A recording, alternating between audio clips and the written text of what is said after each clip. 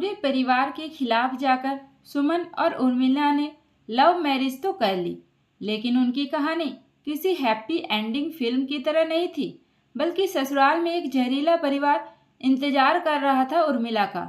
सास अपर्णा देवी, ननद मोना और जेठानी सुनीता। अपर्णा देवी को ये बात हजम ही नहीं हुई कि उनके बेटे ने बिना उनसे पूछे शादी कर ली, इसलिए उन दोनों की शादी तोड़ने के लिए पूरा परिवार इकट्ठा हो गया। असल में उर्मिला और सुमन का प्यार कॉलेज के दिनों में शुरू हुआ था। उर्मिला एक सीधी सादी संस्कारी लड़की थी और सुमन एक समझदार पढ़ा लिखा जिम्मेदार लड़का। पहले तो उन दोनों ने अपने प्यार के बारे में परिवार वालों को बताया था, लेकिन जब कोई उन दोनों की शादी करने को तैयार ही नहीं हुआ तो उन दोनों ने परिवार के खिलाफ जाकर शादी की। तो लगा जैसे कोई फिल्म कहानी शुरू हो गई हो, लेकिन फिल्मों की तरह यह हैप्पी एंडिंग नहीं थी। बल्कि जैसे ही सुमन और उर्मिला ने गृह प्रवेश किया तो मोना उर्मिला को देखते ही तुरंत मुंह बनाते हुए बोली, अरे भाभी, कितनी चालाकी से फंसाया होगा ना आपने मेरे भैया को। हम तो जानते ही नहीं थे कि भैया ऐसे भी कर सकते हैं। घर में कदम रखते ही ननद के ताने सुन उर्मिला को बड़ा अजीब लगा, लेकिन उसे पता था कि ये रास्ता इतना आसान नहीं है। अभी ना जाने और कितने तानों से उसे गुजरना होगा। तभी सुनीता, जो खुद अपनी सास अपर्णा जी से जली भुनी रहती थी, अपर्णा जी से उसकी कभी बनती ही नहीं थी, उर्मिला के आने के बाद अब खुद को रानी समझने लगी। मन ही मन उसने सोच लिया कि चलो अच्छा हुआ, कम से कम अब मैं इस घर की बड़ी तो बन गई, जेठानी तो बन गई। बहुत कर लिया मैंने इस घर का काम, बहुत सुन ली सबकी बातें। अब देखती हूँ कैसे निभाती है ये प्यार वाली बहू। इधर उर्मिला ने अपनी ओर से पूरी कोशिश की कि सबको खुश रख सके। सबसे पहले उठकर चाय बना देती, खाना बना देती, सफाई करती। इसके बावजूद भी सबका मुंह उसे देखकर फुला ही रहता। ऊपर से छोटी गलतियों पर भी तानों की बौछार कभी कम नहीं होती। अगर गलती से भी उर्मिला के मुंह से कुछ निकल जाए तो अपर्णा जी तुरंत गुस्से में बोलती, सुनो, हमारे जमाने में बहुएं चुपचाप रहती थी, तुम्हारी तरह नखरे नहीं दिखाती थी। यहाँ रहना है तो चुपचाप से पड़ी रहो और घर के कामों पर ध्यान दो। जबान खोलने की कोशिश भी मत करना, आई बड़ी प्यार वाली शादी करके। अभी अपर्णा जी ने उर्मिला को ताना मारा ही था कि मोना भी उर्मिला को देख कहती है, भाभी, ये इतनी सुबह सुबह सज धज के खड़ी हो, इतना टाइम कहाँ मिल जाता है तुम्हें? ये मेहंदी, ये लिपस्टिक, ये मैचिंग की चूड़ियाँ, ये काजल, इतना सारा मेकअप, इतनी सारी लेपा पोती। ससुराल में आई हो काम करने, किसी पार्टी में नहीं। मोना ने भी व्यंग में बोला। इधर सुमन अपने ऑफिस में बिजी रहने लगा। उसे लगा कि सब कुछ ठीक है, लेकिन उसे क्या पता था कि उसकी गैर हाजिरी में उसकी पत्नी कितनी बुरी तरह से अपमानित हो रही है, क्योंकि शुरू में उर्मिला ने सुमन को कुछ बताया ही नहीं।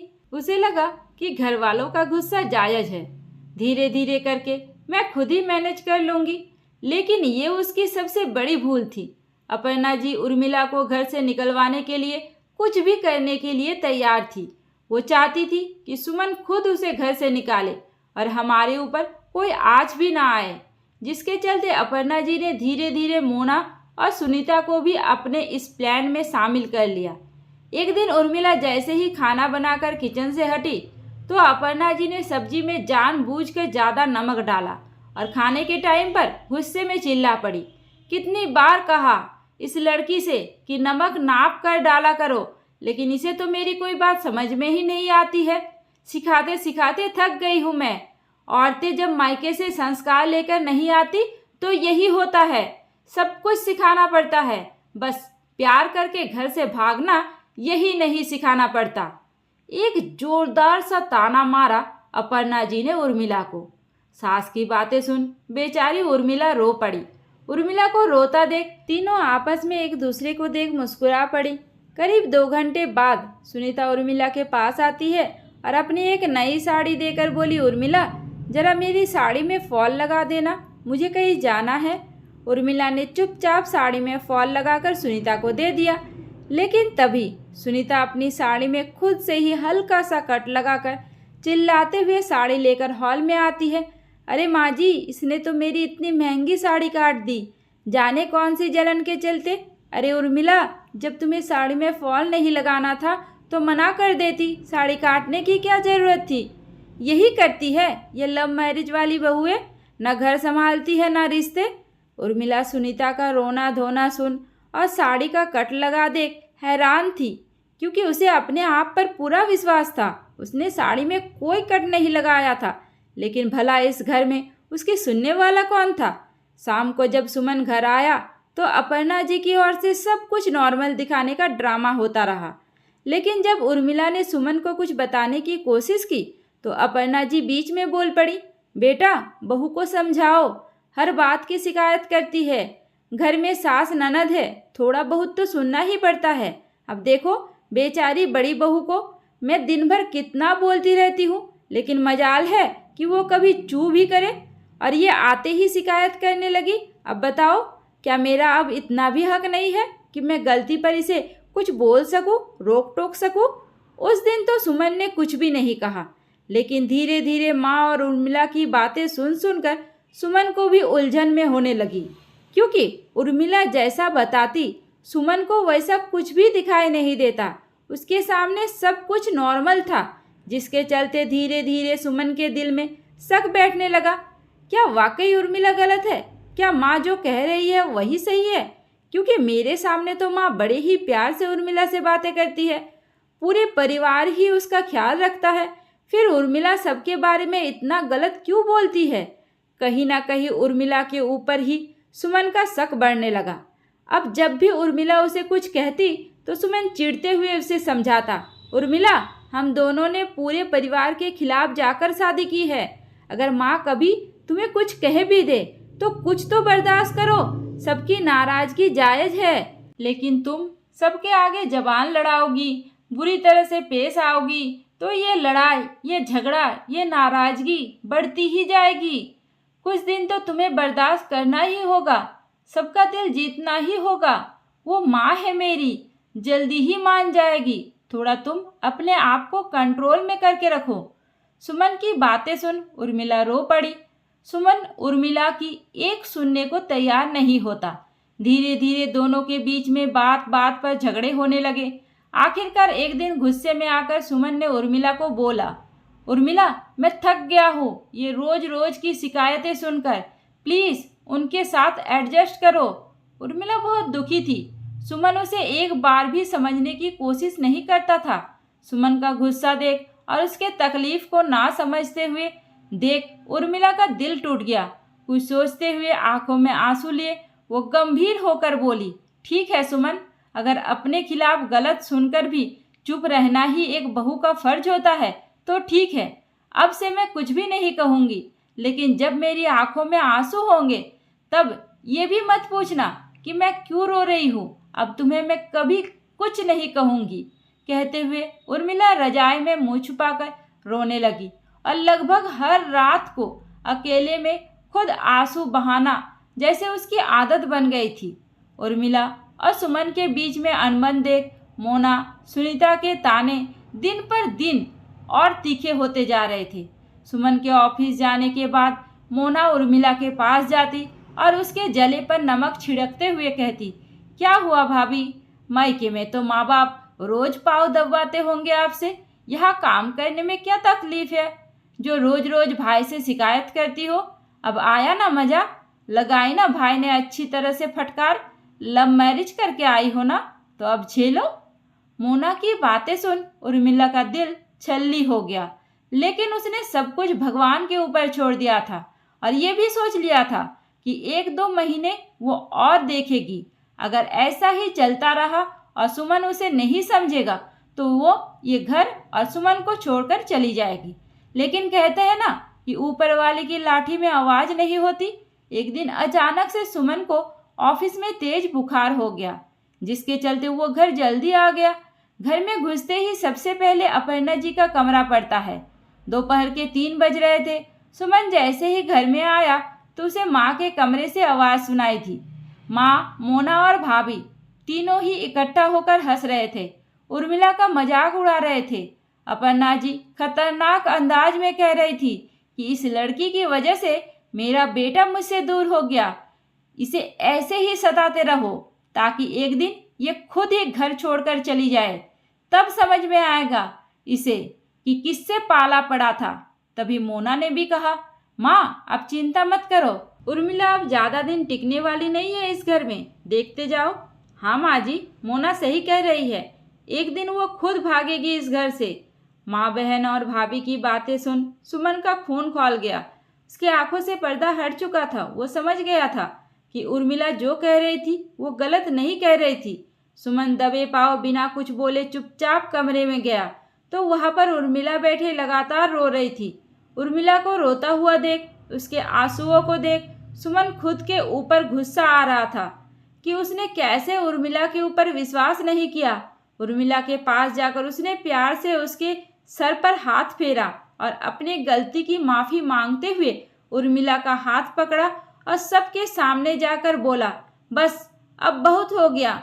जिस घर में मेरी पत्नी की इज्जत नहीं वहाँ मेरा कोई मतलब नहीं।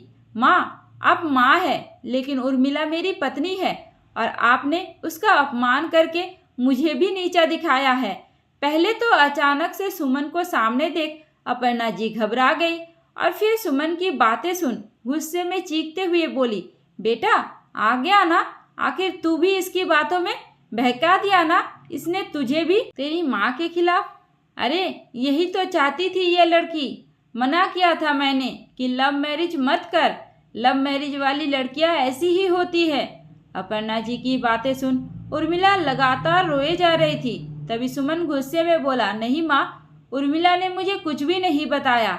आपके कहने पर तो मैं इसे ही गलत समझ रहा था, लेकिन आज मैं खुद जल्दी घर आ गया था आराम करने, क्योंकि मेरी तबीयत ठीक नहीं लग रही थी। मैं खुद अपने कानों से आप तीनों की बातें उर्मिला के खिलाफ करते हुए सुनी। मुझे किसी के कहने सुनने की कोई ज़रूरत नहीं है, इसलिए अब बहुत हो गया। बहुत कोशिश कर ली मैंने इस परिवार को जोड़कर रखने की, बहुत सह लिया उर्मिला ने भी। मेरी और उर्मिला की भलाई इसी में है कि हम दोनों ही ये घर छोड़कर चली जाए। आप लोग भी खुश, हम भी अपनी दुनिया में खुश रहेंगे। बेटे की जाने की बात सुन अपर्णा जी की हालत खराब हो गई। वो और भी गुस्से में चिल्लाते हुए बोली, सुमन मैं तेरी माँ हूँ और इस लड़की के लिए तू मुझे छोड़ देगा। अपर्णा जी की बात सुन फीकी मुस्कान के साथ सुमन ने कहा, माँ अगर आपकी नज़रों में उर्मिला गलत है, इसके संस्कार गलत है, तो गलत मैं भी हुआ ना, मेरी भी परवरिश हुई ना, क्योंकि भागकर शादी सिर्फ अकेले उर्मिला ने नहीं की थी, मैंने भी की है। तो जब आप बहू को अपनाने से मना कर रही है तो बेटे को भी भूल जाइए। कहता हुआ सुमन उर्मिला को लेकर घर से चला गया। अब उर्मिला और सुमन एक छोटा सा फ्लैट किराए पर ले लिया। कुछ दिन तो उर्मिला बहुत उदास रही, लेकिन सुमन के समझाने पर उसका प्यार पाकर अब धीरे धीरे वो मुस्कुराने लगी थी। उसके चेहरे पर फिर से रौनक लौटने लगी। सुमन ने उर्मिला को बिजी रखने के लिए उसकी पढ़ाई पूरी करवाई और आखिरकार एक दिन उर्मिला ने एक स्कूल में नौकरी भी पा ली।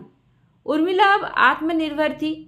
सास के तानों की जगह अब स्कूल के बच्चों की मुस्कान ने ले ली थी। सुमन और उर्मिला अब अपनी दुनिया में खुश थे। धीरे धीरे करीब 1 साल बीत गया। इन 1 सालों में ना कभी अपर्णा जी ने सुमन और उर्मिला को घर बुलाने की कोशिश की और ना ही कभी सुमन ने घर जाने की कोशिश की। देखते ही देखते मोना की भी शादी हो गई, वो अपने ससुराल चली गई। इधर अपर्णा जी की तबीयत खराब हो गई तो सुनीता भी अपने मायके चली गई। अब सारा घर वीरान पड़ा था। अपर्णा जी को सुमन की याद आने लगी तो उन्होंने सुमन को फ़ोन करके घर आने के लिए कहा, लेकिन सुमन ने साफ साफ मना कर दिया। जब सुनीता मायके से आई तो अब अपर्णा जी की बजाय उस घर में सुनीता की चलने लगी थी। अब उस घर में उल्टी गंगा बहने लगी। जो अपर्णा जी की बात बात पर सुनीता को परेशान करती थी, अब सुनीता ही अपर्णा जी को परेशान करने लगी। बोलने लगी, ताने देने लगी, बातों ही बातों में कह देती कि जब तुम माँ होकर अपने सगे बेटे का नहीं हो पाई तो मैं तो बहू हूँ, मेरी क्या होगी। जो बनाकर दे रही हूँ चुपचाप से खाकर पड़ी रहो, ज़्यादा नखरा करोगी तो मैं फिर से मायके चली जाऊंगी। बूढ़ी हड्डी लेकर खुद बनाती रहना और खाती रहना। अब अपर्णा जी इतनी मजबूर थी कि वो सुनीता को डर से कोई जवाब ही नहीं देती कि कहीं सच में ये मायके ना चली जाए, नहीं तो जो भी एक दो रोटी मिलती है वो भी मुश्किल हो जाएगी। मोना की भी हरकतों की वजह से सुनीता उसे मायके नहीं बुलाती। दोनों माँ बेटी बस फ़ोन पर ही बातें कर एक दूसरे का दुख सुख सुन लेती थी। अब जाकर अपर्णा जी को उर्मिला की अहमियत पता चल चुकी थी। रोते हुए मोना से बोली, मेरी छोटी बहू बहुत अच्छी थी, हमने जानबूझकर उसे सताया, जानबूझकर उसे घर से बाहर निकाल दिया, और अब मैं अगर बुलाते बुलाते मर भी जाऊँ तो वो लौट कर नहीं आएगी। कैसे आएगी? किस मुंह से आएगी? कितना जलील किया था हमने उसे, कितना बेइज्जत किया था, क्या क्या नहीं कहा था, यहाँ तक कि उसके मायके वालों को भी भला बुरा बोला था, उसके माँ बाप को भी उल्टा सीधा बोला था, लेकिन अब पछतावे के अलावा कुछ कर भी नहीं सकता। कहते हुए अपर्णा जी ने फ़ोन रख दिया। आज वो अपने आप को ही कोसे जा रही थी। आज समय ने उन्हें सबक सिखा दिया था। वहीं दूसरी ओर उर्मिला स्कूल में अपनी बच्चियों को समझा रही थी कि बेटा, घर वहाँ है जहाँ इज्जत हो। औरत की सबसे बड़ी ताकत उसका आत्मसम्मान होता है। सब कुछ बर्दाश्त करो, लेकिन जब बात अपने आत्मसम्मान की आ जाए तो अपने लिए खड़ा होना बहुत ज़रूरी होता है। इसलिए आत्मनिर्भर बनो और अपने आत्मसम्मान पर आँच ना आने दो। दोस्तों, ये कहानी आप लोगों को कैसी लगी मुझे कमेंट करके ज़रूर बताइए, और ऐसी कहानी और सुनने के लिए स्क्रीन पर दिए गए वीडियो को टच करें। उम्मीद करती हूँ आपको हमारी कहानी पसंद आई होगी। कहानी पसंद आई है तो वीडियो को लाइक करें, चैनल पर नए हैं तो चैनल को सब्सक्राइब करें, और हाँ, नोटिफिकेशन बेल को ज़रूर दबाइए ताकि अगली अपडेट सबसे पहले आपको मिले। धन्यवाद।